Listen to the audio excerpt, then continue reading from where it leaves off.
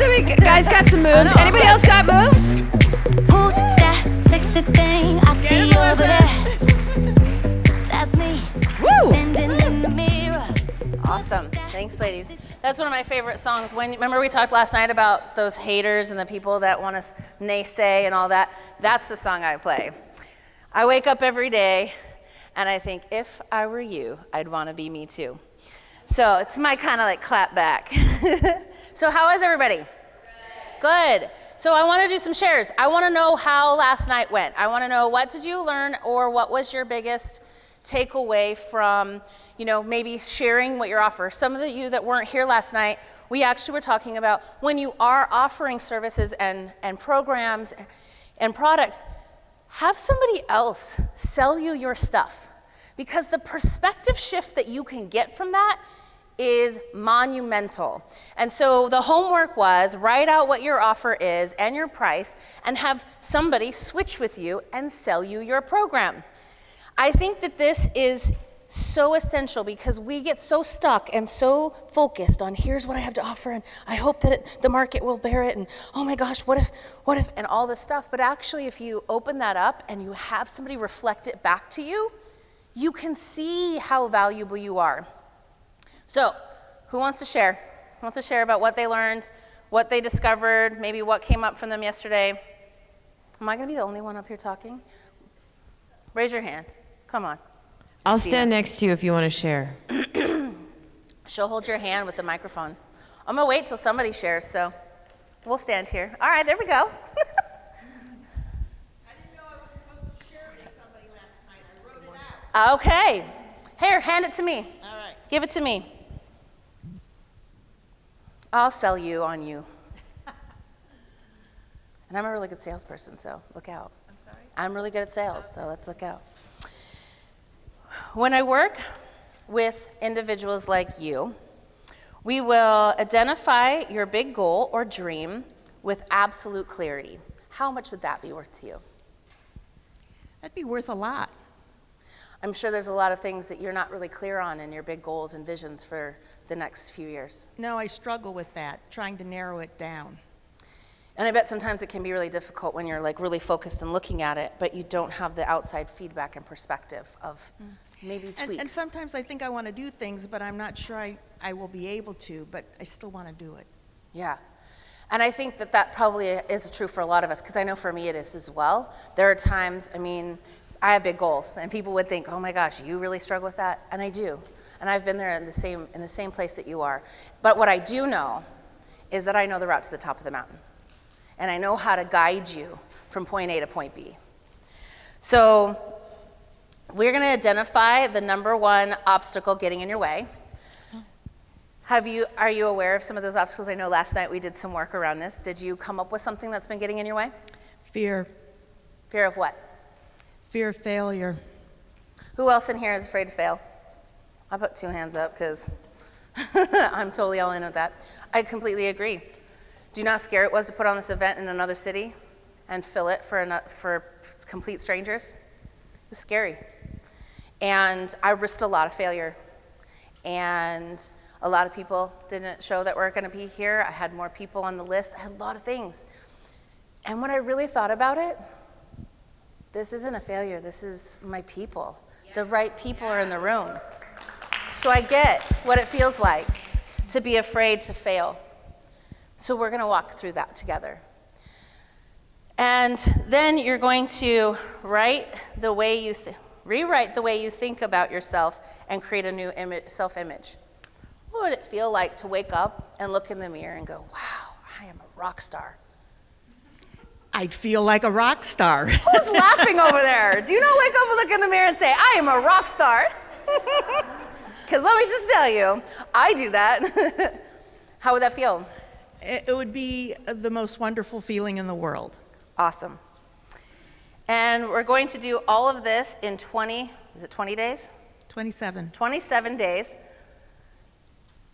So you said it would be invaluable. So what I know is that calling and that yearning and the things that keep you up at night, that fear, that not having the clarity, not knowing where to go, it's not just going to affect your business. It's going to affect your relationships with your family, your children, your colleagues, your friends, because you're going to show up a little bit differently. And what I know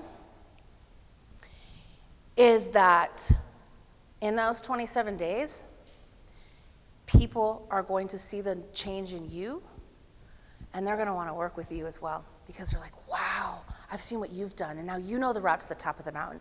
You're my person. You get me. Do you want to know what it takes to work with me? Absolutely. So for those 27 days, it's going to be $4,800. How would you like to pay for that today? I can put it on a credit card. Awesome. And let me tell you, it's worth more than $4,800, just to be clear. Somehow I knew you were going to say that. Thank you, Erin. Yes, give it to Julia. What did you guys, how did that feel? Just even watching somebody else do it, because maybe some of you didn't do it. How many didn't do their homework? Yeah, I thought so. How did that feel? Like just watching somebody do that, how did it feel? Throw it out there. Positive. Very positive. Yeah. Educational. I love it. So, you did do your homework because you just did it. So good job. Who else? Who else had something that came up yesterday, maybe when we were talking about breakthroughs and what's getting in our way, maybe something that came up for you when we talked about what do you have to offer, or who do you think you are to offer things like that? Or even some of the things I talked about. When you watch people offer from stage, why, instead of going, someone's trying to sell me, why not like take the wall down and go, wow, that was awesome. I like how they did that. I'm never doing that, right? That doesn't fit my personality, but that does. Ooh, I really like that. So who else has something to share from last night or yesterday? I'm just gonna stand here, because I know people got some stuff. Yes, girl.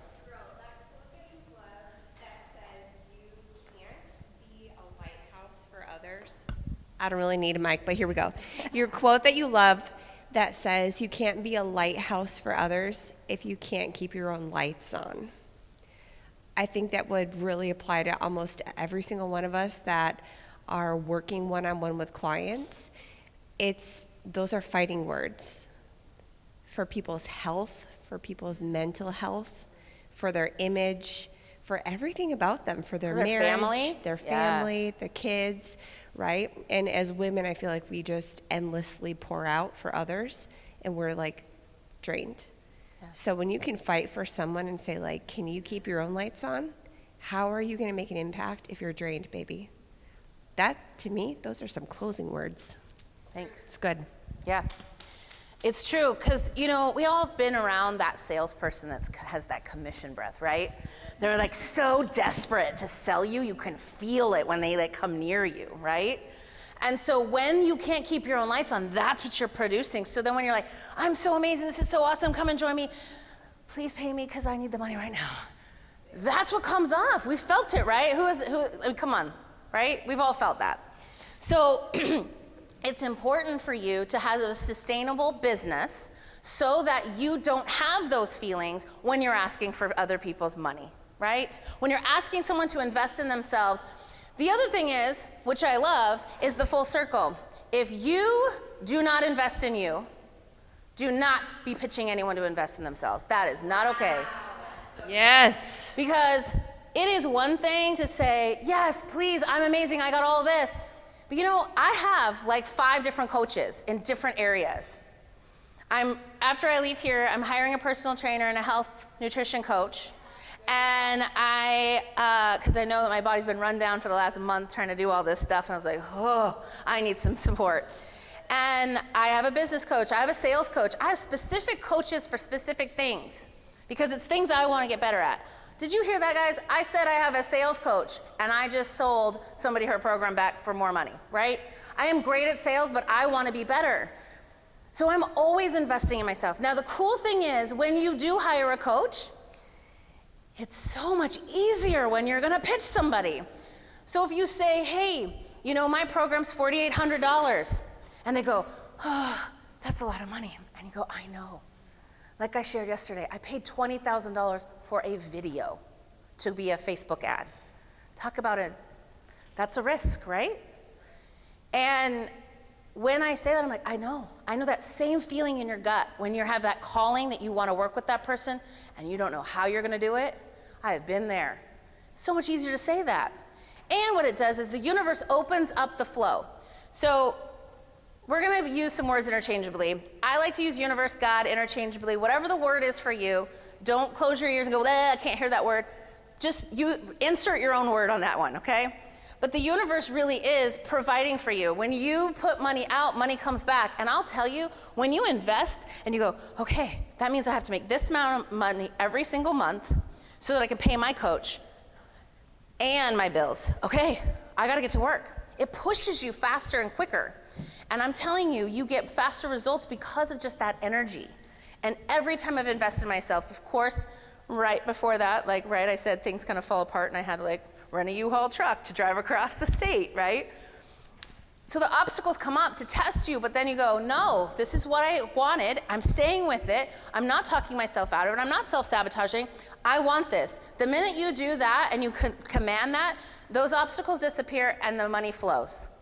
So I just wanted to reiterate that today as well. Is there anything else that anyone got out of yesterday? Yeah. Julia?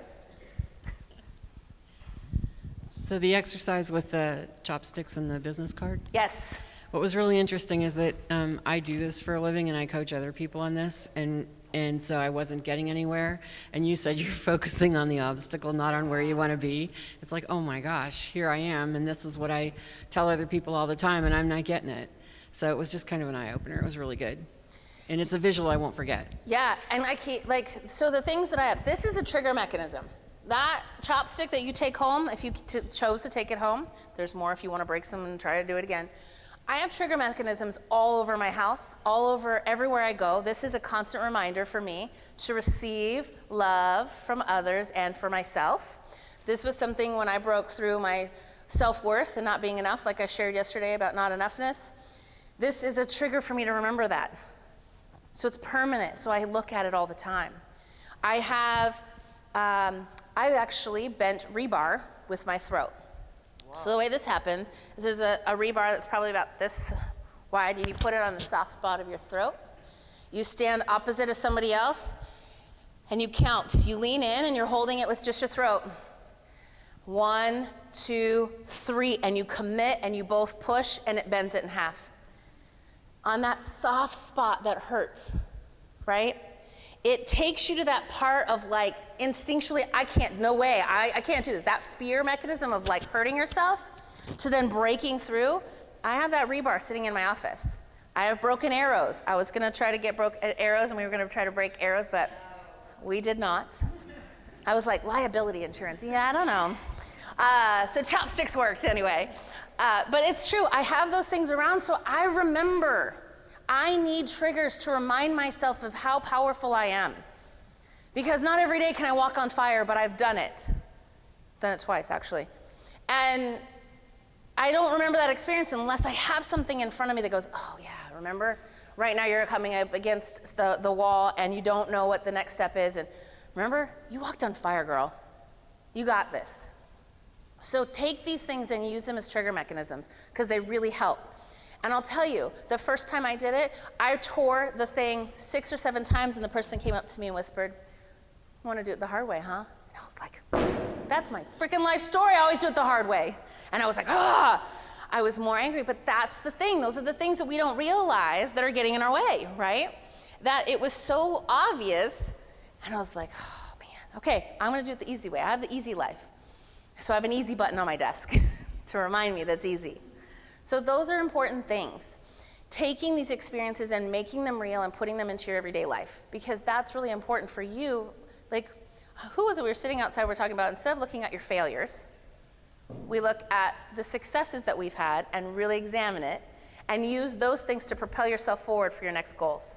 It's powerful stuff, right? So, all right, enough shares. I won't torture you anymore. Do you have something? All right, go ahead, Margaret. So you said, you said you should close 30% of the room, and I think that's what I'm really excited to learn about. Yeah, what would it change for you if you were actually in some of your events and some of the things you're doing to actually close that much of your room? Well, I think that would definitely change my whole business and really, grow it faster. Yeah, and what it does is it's not so much about the money, it's about serving others, right? Because I'm not in this for money, guys. I can go get a job, I can do other things, but I'm not in it for money. I'm here because I know I'm a servant to help all of you get your message out. Like I said yesterday, every day that I wake up and I know that I get to change the world by helping you get your messages out to the world, however big or small, doesn't matter. I know that we get to make a ripple effect on the planet that way. And I know that I can't change the world and fix the world by myself, that I need people like you doing that same work. All right, so let's get some stuff going today. See if this is gonna work for me today. You are going to work for me today because it's really gonna happen. So let's talk about back to communication. I really want to talk about this is everything I teach when it comes to speaking. This is what corporate people hire me for. This is what's in my program. This is how I make you the most impactful. And like I said, everything comes from my psychology background, going to school to be a therapist. This is the stuff that people are teaching maybe in pieces. You might get a vocal coach that just teaches vocal tonality. I had one. His name was Roger Love, top vocal coach in the world. I had a storytelling coach, Mr. Bo Eason. Some of us in here have worked with both those guys. The nonverbal communication is also some stage stuff, so that also, and then the words. Now, it's really funny, on my tour that I did in California, I spoke to a lot of Toastmasters. So I have some Toastmasters in the room, right? Yep, got it. The ums and the ahs don't matter. If I say any ums and ahs through the whole morning, I don't even know if I have. But when you're compelling enough, nobody cares. If I forget what I was gonna say, nobody cares. Because they don't know the words. They don't know your script. They don't know what you were trying to portray. And even if I forget something in my talk, say I skip one of those steps when I'm talking about, I'm like, oh yes, I forgot. Let me go back to, that's the other piece of the tonality or whatever that is. Nobody knows. You're still delivering that information. So let's talk about, this is what we're taking in. We talked yesterday about nonverbal communication, but I'm gonna show you some more about stage. So I want you to just feel how different it is. I know we talked about like being closed body language and all that, but what does it feel like when I'm back here? Do you feel connected to me? Do you feel like I'm putting a distance between us? But if you've noticed, like I said, I spend all of my time on the front 2 feet of the stage. I know exactly where it is. That's why there's black on the front. I can see that out of my periphery. I know exactly where it is at all times. Now, we talked about how people do this. When I worked with one of my TEDx clients, she was the lead counsel for Starbucks in the past. So when she wanted to practice her talk, she's like, today we're going to talk about money. Money is the topic of today's conversation. Like, this isn't a jury. So 2 things for you to pay attention to. That side of the stage, so let's just do this. The right side of the stage. Remember last night when I was telling my story about being 10 years old, my very first speaking engagement, my dad's funeral? Where was I? The right side of the stage for you as a performer is the past. When I want to talk about how it was the worst day of my life, but it also led me to believe that you can create with telling your stories, you could move people to emotion. And when I said that, I was over here. Because this is the present moment, this is what I do for a living, right? So now if I tell you, so now let's say I'm in the middle, this is like a couple hours later, and I go, so when I was a kid, you're like, wait, that just feels weird because she was a kid over there. Do you see how how that feels? So I know that it's not something that most people talk about, but right side of the stage is your past. Left side of the stage for you is your future. Land those points, land those stories in those areas on the stage. It helps land that for the people because you could be jumping all around in all your different stuff throughout the day, but this is your anchors for people to know what mindset you're coming from, who you are. Because if I'm like talking about being very powerful, and then all of a sudden I come over here and I talk about not being enough and feeling like I was stupid, right? You're like, wait, that doesn't make sense to who she is today. Because I'm over here, it's in the past, it's okay. right? So think about that. Now, this is gonna be hard for you to see, so you might all wanna stand up, because I'm actually gonna show you my feet. This is how you walk on stage. You don't turn, remember? Do you feel connected to me right now? No. Your body stays open, right? So sometimes it's just a few steps. So it would be, and you land, and you come over here and you talk. And then if you want to do it again, you can come over here and talk. But you never walk across the entire stage. And even if I'm doing, see the sideways walk that I'm doing? You can still feel connected to me. You have no, it doesn't matter. I'm doing lots of different feet motions so you can see that there's different ways of doing it. But this is the way you want to walk on stage. And now you can continue to watch my feet the entire day. But you're going to learn that this is how you do that. And when I talk about it, I love to say, okay, I'm going to talk to this side of the room. And then I'm going to make another point, and I'm going to connect with this side of the room. And then maybe I'll come over here, and I'll scan around, and then I'll find somebody to connect with and talk over here. And then I'll come over here and make sure that everybody is included in my journey. Because a lot of times, the people are like, yes, yes, yes, and they're talking to the heads, and no one's really connecting with you. But have you seen me pay attention to you? Does everyone felt like I've connected with you at least once in the last 24 hours? Yeah. It's because I've paid attention. And even if I look here, if I look at this gentleman here, the people around you are also going, wow, she's talking to me. Because you all feel it, right? That's how you do that. That's how you connect with people in the room, with your nonverbal communication. That's how you take the stage and you walk the stage. It's really important to never turn your heart center away from your people. Never turn your back to your stage. How does this feel? Even if I'm telling a story, like, what the heck am I doing over here? You're over here. The reason I show you these things, because I want you to feel it as the audience so you understand what's in it for your audience as well. Okay, so everything I teach, I will show you, and then I will show it to you again in the context that you can feel it and understand what you felt when I did it. Okay? So nonverbal communication. So it's 50% of what you're taking in is all my nonverbal communication. I was sitting outside, last night I was sitting with someone and she's like, you obviously are really confident. And I was like, yep, I sure am. And how would she know that? Did I tell her I was confident? Did I show her I was confident? Did I show you all I was confident yesterday in everything I did and how I carried myself? Yeah. I showed you I had nothing to hide, right? Open body language, nothing to hide. Now, I'm going to show you a little trick. This is my favorite thing, and it's the best thing to do on video as well. So now you're going to be obsessed with watching my eyebrows for the rest of the weekend, and that's okay. Your eyebrows communicate way more than you ever believe. Think of this. Somebody hot walks in the room. Yeah, your eyebrows go up. When you do this from stage or do it on video, people feel you're interested in them. So if I look at you and raise my eyebrows, you're like, wow, she's really connecting with me. She sees me. She validated me. This is a validation point. See that? Can you feel that, how it changes? So here's what happens. This is really hard for me to do. Still, I have to practice. So this is my normal eyebrows. And of course, they're painted on even better so you can see them more because I'm so fair-skinned. But if I don't, I always have to talk very monotone when I do this because it's really hard not to move my eyebrows. This is where my eyebrows naturally lay. But here's where they usually are, right here. Half cocked, you see more of my eyes. And then I use them to go up and down. But I never go all the way back down to, it's hard to do that, man.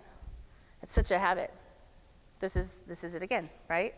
So you can see how impactful it is. It's like having a two-way conversation with your eyebrows.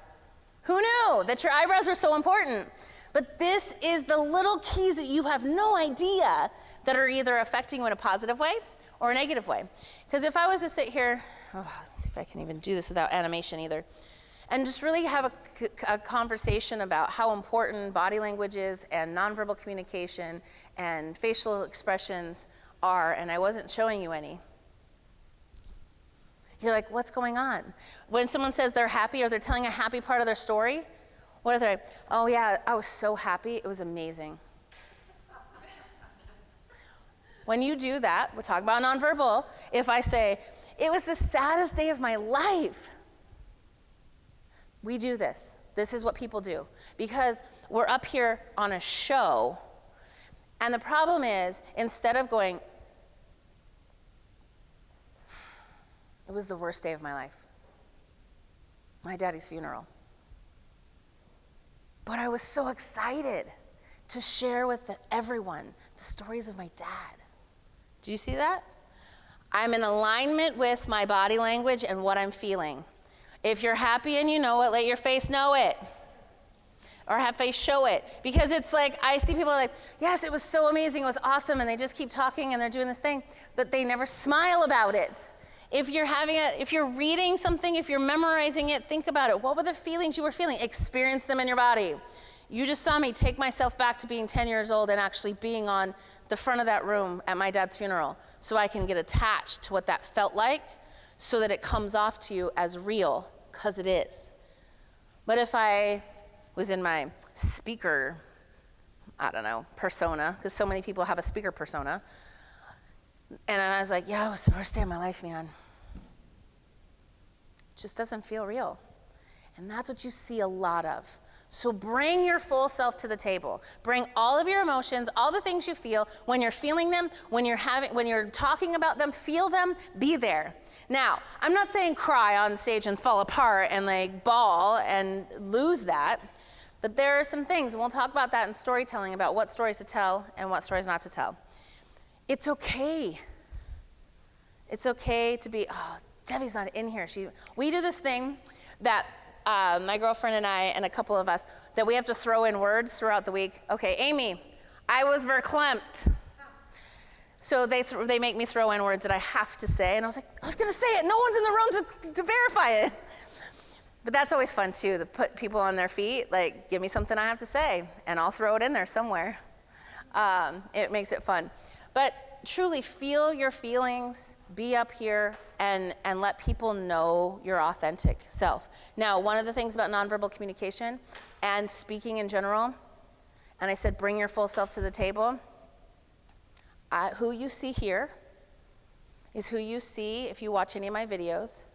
It's who you see when I'm with my children. It's who you see me with if we're sitting outside having a drink last night. Did anyone see that I came off stage and was a different person? Bring yourself to the game. Do you know, I struggled with the word sexy and feeling sexy, and I know it's a silly thing, but it was something that was hung up for me. So I was at a personal development thing, and Pam, I don't know if you know this, but at Principia, I asked all the men, because it was women's leadership and men's leadership graduates. We'd all done deep work, and I said, gentlemen, I need some help. I need to know what sexy means. And they all said, oh, you. And I was like, that's not what I'm going for here. And they're like, no, listen. When you walk into the room, people notice. They feel you, and you are authentically confident, loving person everywhere I see. You are always you. It never changes. I always know what I get with you. That's hot. That's what sexy is. That's why you're sexy, Erin, because you are just really you. I know a lot of the women in the room get all insecure and feel weird, maybe even up here like, just bring yourself. I'm not a size 2 and I'm not perfect, but I am fucking amazing, excuse my language. And I own that. So just own who you are. We're gonna have dance breaks today. I'm gonna bring a little bit more of my full self. Yesterday I was feeling so tired, but I was still bringing it for you guys yesterday. But I wanted to bring more of that today for you. More energy, more fun, more of my playful self, because I was a little still caught up in, I almost missed my flight and wasn't here on time. So let's bring our full selves to the game when we're using our nonverbal communication. I'm afraid to click it more than once. Vocal tonality, vocal variance. So this is really important because most people have no idea what this even means. So there are 4 parts of this, but this really truly is 30% of your speaking. This is on the phone, this is with your children, this is in your one-on-one conversations, this is on stage, this is everywhere you are. You need to know how to use your vocal variance to be memorable. All right. So I'm going to talk about something real quick. So fellas, I'm on your side for a few minutes. I'll come over here. So I'm going to be really transparent, then I'll go back to the women. Men can't hear us. Here's the reason. It is not their fault. They are not listening to us. But if we come up here on the high sound and they're talking like this, do you think they really want to pay attention to this? No. If you're sitting at a boardroom table and you say, I have an idea, why don't we help the rainforest? And they go around the table and then Bob's like, hey, I have an idea, why don't we help the rainforest? They're like, that's awesome, Bob, that's the best idea. How many women have here ever experienced that? Don't blame them. So when we're children, we all have the same tone. And then boys hit puberty. They start tuning out their mom, their siblings, their friends, their girlfriends, their wives, all of this. They start tuning out the higher sound of our voice if we're up here in our head voice. So this is your head voice, so go really high and you can just say, hello, really high and feel your forehead. Hello, you can feel the vibration up here, okay? Now come into your chest voice and say hello, hello. And I'm not sounding like a man, I'm just deeper in my deeper register. So men hear each other because they come from the same place over here. Hey fellas, I got an idea, let's help the rainforest, right? So men, you're off the hook, but now you know you cannot keep doing that. All right, ladies. Now over here, ladies, drop your voice. And I'm not asking you to go, hey, how's it going? My name's Aaron Loman-Jack. I want you to just be in your lower register, down into your chest voice a little bit. Have you noticed that I am just as engaged, the men are just as engaged as the women in this room because I embody this principle. Men hear me and go, wow, she really knows her stuff. And women go, I really want to be like her. That's happening because of the tones that I'm using. Now, that's only one piece. So now, if you're at the boardroom, or some of those that I know the Microsoft employees in here, now that you want to be heard, maybe by your boss or maybe your coworkers, what are we going to do? Lower our tone.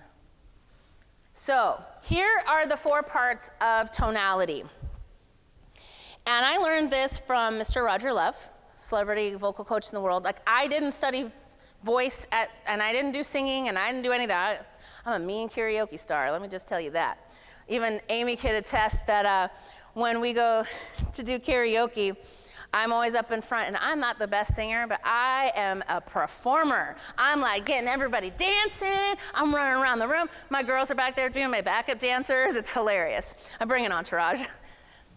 But I never knew anything about this. And when I found this out, I realized how impactful it was. Because we talked about, it was pitch that I was talking about, high or low pitch. Sorry, I was kind of off on that. So the tone is how much air. So here's another thing that can take away from our credibility, ladies. Hey guys, I'm here to talk about how we can help the rainforest, right? Oh, let's go back to physicality as well. Because when a lot of times women get power from this pose. But what am I accentuating? This is not a boardroom pose, okay? Boardroom, take me in all of my body because I'm standing up here, like I said, shoulders back. You take in the full thing, right? But what happens is with this, if you're like, hi, yeah, I really want to raise. Can I have a raise? How serious does that sound? But it also, if you're not using your air properly, you might run out of the air at the end. And then when you do that, you just kind of drop off and it feels like nothing matters at the end. And I just have no more air left. And so you're like, wait, was that important? I am the king of the world. See, and that's what happens when we run out of air. So it's really important to pay attention to how much air you're bringing in. Now, ladies, you're not gonna like this because this is where we have to be okay with our own bodies. So, when we belly breathe, you fill up the balloon in your belly. So it sticks out and then all the air comes out and your belly comes in. Now the problem is most women are standing up here trying to hold their breath and suck it in and they're like, hey guys, I'm here to perform for you. I'm here to talk to you about speaking. And I can't get any air. You won't see me sucking in my gut, guys. That's what my Spanx are for. Because I need to get as much air through my body for you and for the message to be delivered. Now, when we talk about volume, I want you to pay attention to something. When we use volume, we can use it in ways that bring people in or really help resonate. If we've had speakers, and I'm going to attempt to do this with a microphone, it's kind of harder. There are speakers that come up here, and they're probably about this much in their volume, and it feels like they're kind of talking to themselves in a bubble because you can't feel any vibration. I can't feel any air coming out of my mouth or any sound waves this far out in front of me. But when I actually use the voice that I'm using now and projecting, you can all feel me. Amy can feel the vibration of my sound waves in her body from the front of the room. Even if I was to cover my mic and do that again, she would still feel that because I'm pushing the sound waves out. You want your audience to resonate with you? Volume is the way you do that. Because right now, and I even say this on my podcast because I'm like in the microphone, you can hear it now. You can feel the vibration of the sound waves in your body. So you are resonating with me, and you're like, man, I'm really resonating with her message. I really like her. And you don't know why? It's because you can feel me. That's something that most people do not do. They come up here and they be the speaker voice and they're doing their thing, and they're really just talking to themselves because it doesn't get to even where the chairs and the tables are. So really use your volume. Now, if I want to tell you a story about a time I was like scared, maybe it was something kind of personal. If I bring you in, you're really listening to every word that's coming out of my mouth because you're like, what is she going to say next? This is how you can use volume in the opposite way by taking it away so people are like drawn in. What happens is you can always do this. If you're like, so guys, I have a secret. And I haven't told a lot of people. All of a sudden, everyone's body language starts going, I'm leaning in, listening. So using these things are really important. Now the pacing, the rate, is how fast or how slow you say words. It's not like the average person speaks 120 words per minute. That's actually average. But it's more, and that does affect it, because who likes to go to a conference and they listen to somebody that's talking really fast and they don't really, you can understand what they're saying, and you have no idea, and there's no stops, no pauses, and you still have no idea what they said at the very beginning of the sentence because you're still trying to catch up with them. You lost everybody, right? When they're important words, let me just read out, feel your vibrations or draw them in. I could say, feel your vibrations and draw them in. Or I can say, feel your vibrations and draw them in. See how I pull out draw was a longer word than draw, right? When you want the impactful words, if you have a script, when I work with people, I help you write a script and then we write it in tonality. Because I want you to practice this, because where else are you going to learn to do tonality? You can't just go, okay, I'm going to practice all those things Aaron said. What was that stuff again? I have notes on this, but I don't know how to do it. But when we write your script, I write it in tonality so you can start practicing it and embodying it and using it all your communications. This is a habit that takes a while for me to break from you because we're so used to the sound of our voice. But how many of you hate the sound of your voice when you listen to it in a recording? Great. Guess what? So does everyone else. And so do the top singers in the world. Christina Aguilera hates the sound of her voice. So who cares about your voice? She's making millions on hers, and she hates the sound of it. So can we just throw that away now? Can we get that one out of the way? Who cares what it sounds like? It's going to sound different because what you hear in here resonates different than what you hear when it's reflected back to you in a recording, right? So just get over it. It's the voice you have. You can change it. You can work on it, but it's really not that important. Now, the reason this works and becomes memorable is I take you on a journey. With all of the things I've said today, I've been using all of these things intermittently because it's natural for me now. But the reason this works is because it actually, in psychology, it unlocks the episodic part of your memory. So if we were to turn on some tunes, right? How many could repeat the lyrics to at least 5-10 songs? Even if you haven't heard it in 10 years, you're gonna know the words, right? But do you remember what you ate for breakfast? Right? It's because when you do this well, you become memorable. People go, wow, she took me on this journey and I was like, oh, it's so beautiful and amazing. I was feeling all these things and I was resonating with her message. And you become memorable. Now you might have someone else that comes up here and speaks and they just do their thing and you might never connect with them. I told you I was ruining you from listening to other speakers, right? Sorry, guys. But now you're going to start to see how boring people really are. And here's the thing. Here's what we're normally doing. And we're talking about, but going back to the pitch, how high and how low. Here's our normal talking voice, and this is the talking voice that we usually use. And then a puppy walks in the room and we go, oh my God, it's a puppy! It's so cute! And we go really high. And then when we want the puppy to sit, and we go to our chest voice. We are boring the crap out of each other because we're in this middle voice all of the time.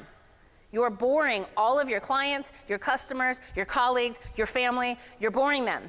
So how would it be if you can enroll them in doing the dishes or cleaning their room, or because you're using tonality? I do this all the time with my children. They have no idea. It's a really good technique. So storytelling is 13%. This is my favorite part. This is taking the stories you have. It's taking my dad's story, the story I shared about my mom having malignant melanoma and sentenced to a year to live, and what I learned from that. And it's taking, my daughter, when I said yesterday that speaking too many times and being gone all the time wasn't what I really wanted to create in my business, because then I'm away from my daughter. And at 2, she would look at the phone, and she'd be at day 2, she's like, I'm not gonna talk to you anymore. I'm mad at you because you're not here, right? These are stories you can connect with. Oh, hi. I love that my thing is on crack speed. Okay, so storytelling is not about me. So let me go back to the story of my dad's funeral, since I've said that one, and now that we've said it again today. I was 10 years old. It was a standing room only. And I stood up there, and I was thinking, I don't know if I can get through this. I don't know if I'll be able to say what I want to say. What if people don't like me? And I was shaking. The words barely came out, and my hands were shaking on the piece of paper. And I began. All right, so what I just told you, that story, you've maybe never spoke at your dad's funeral. You might not have been 10 at the worst day and had the worst day of your life. But you know what it feels like to stand in front of a room and be scared? You know what it's like to have trembling hands? You know what it's like to feel like, I don't know if I can do this? See how I just connected to you, and it wasn't about the story? Now the other thing is, let's talk about that little 10-year-old girl that did that. What are characteristics about her that you pull from my story? What was she? Who was I? Thoughtful. Afraid. Brave. Determined. Something you'd want to be in a relationship with, right? If I'm your coach, you want to know that I am going to be persistent and determined. You want to know that I'm going to be brave for you, and I'm going to help you be brave. I gave you characteristics of who I am and how I run my life in my story.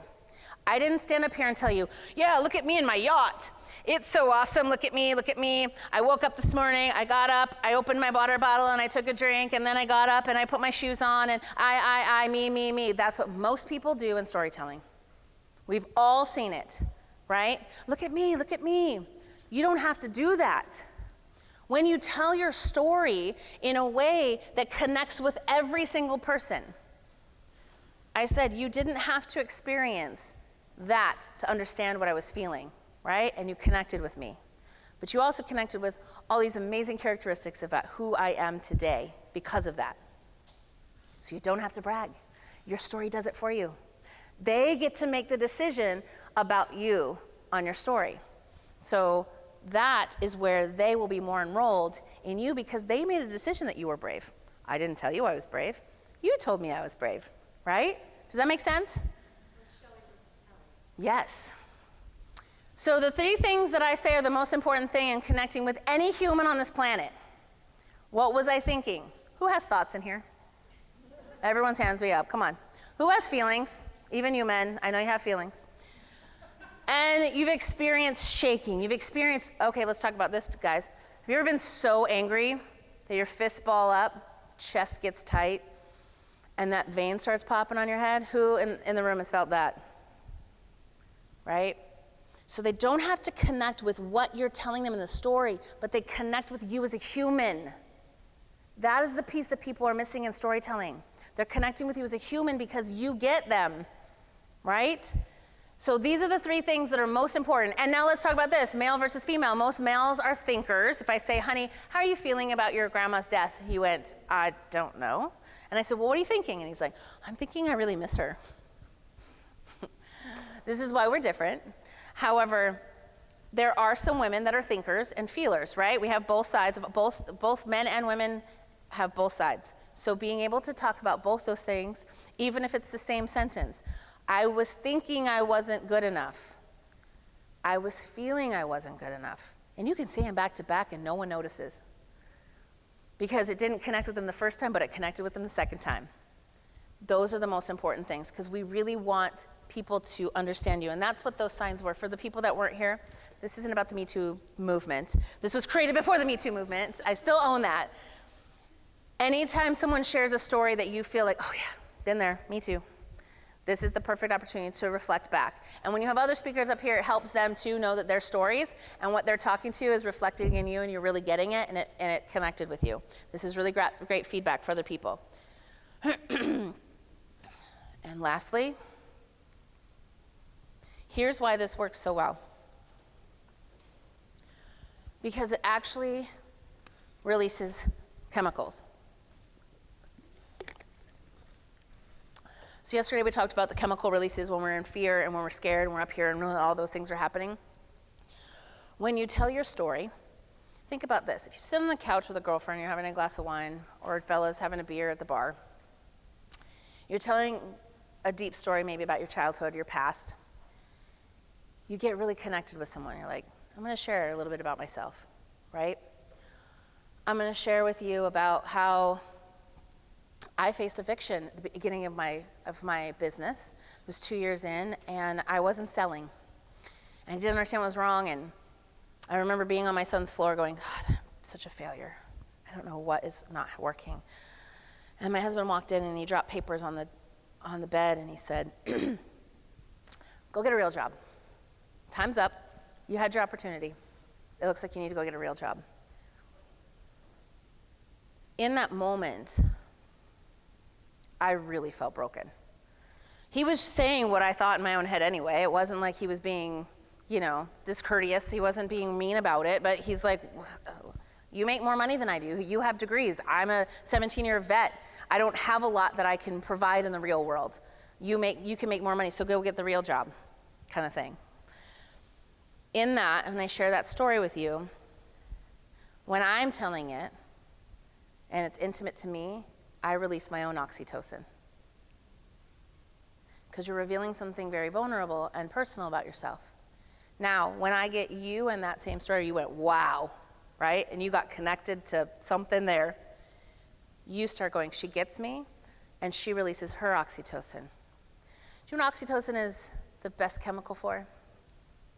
When the babies, yes, mommies and babies and sex. But the sex comes before the baby. You should know. It is the bonding chemical that happens for mommies and babies. So how would you like people to be so connected with you? They feel bonded and they're like, I'm going wherever you're going. This is how you do that.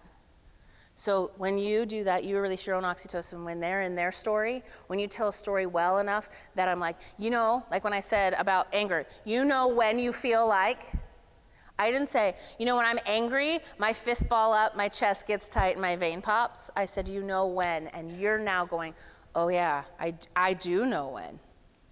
When you do this well, you actually deeply connect with people. And like I said, you're bonded, and people are like, this is how you get raving fans. It's all right. So again, the words don't matter. How many of you think, oh my gosh, I have to do a speech, and you sit down and write a speech? And you're so worried about the words. Words don't matter. Nothing I say this weekend is ever scripted. It is all in the moment, and I have no idea what's going to come out of my mouth next, because the words are the least important to you. The ways that I make you feel. For those who were here last night, who felt definitely connected to me? Yeah. How many remember exactly what I said? Julia, you did not remember exactly everything I said, unless you're transcribing back there. Yes, right? So this is an important key, and this is why I kind of giggle when I was doing the tour and I was speaking at some Toastmasters, because at the end, there are some that wanted to evaluate me. So taking that off the table, anyone that's a Toastmaster, don't be offended here. when I did the work and I showed them all of this and I did this, they were like, it was amazing. And then the timer or the person that's supposed to collect the ums and ahs and the likes and the mine is so, that's my word, my filler word. They were like, I don't know if you did any because I didn't write any down, right? It's not so important. Now, if you're up here going, yeah, and then, we all have heard that. That's totally distracting. But if I throw in a it doesn't really matter. And the reason we do these filler words, so many people struggle with this because a lot of my executives that I work with really struggle with ums because they're trying to remember their script. This is why I don't talk about scripts. I mean, we only do it to practice, but I don't really believe in knowing a script fully, is because you're thinking about what's next to be said. Okay, so let's go about normal conversation. I'm talking to you, Margaret. We're having a conversation, and then I'm not quite done, so I'm trying to figure out, holding space so she knows I'm not done yet. Now, this is what happens because we've all talked over each other so much that we use this word to say, don't talk, I'm not done yet. And even if you're up here, there's no two-way conversation, but it's a habit that you do on a daily basis, so you do it up here, right? So instead, use your tonality. If I am having a conversation and I am not done yet, I go up in my tone. Because you felt that there was something I was going to say next, right? I wasn't quite done, and now I am. So if you go up in your tone, you still hold that spot of giving yourself the time to finish your thought, and people will not interrupt you because they know you're not done. All right?